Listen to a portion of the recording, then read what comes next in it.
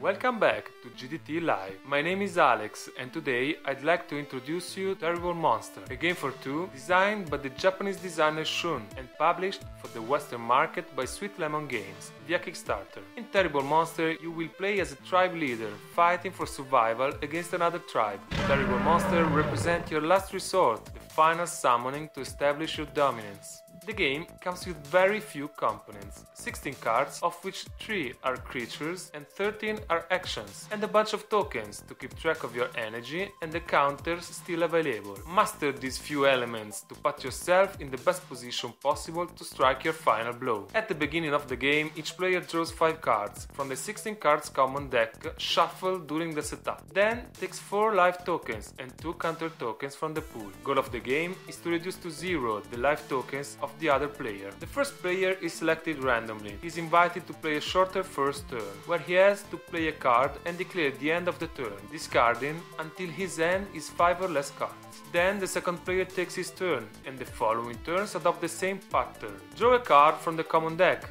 If no more cards available, then shuffle the discard pile into new deck. Play up to 2 cards, declare the end of the turn, revealing and discarding if needed until the hand is of 5 or less cards. There are 2 kinds of cards, monsters and actions. The first are placed in front of the player and stay there until they are removed by another effect. The latter are resolved applying their effect, and then they are discarded. Either way, once a card has been played, the opponent can use and consume a counter token to neutralize the played card. However, who played the card can discard 2 counter tokens to nullify this action, and thus successfully leave the original effect of the card in place. For quite some time, I've seen unfold a very clear trend.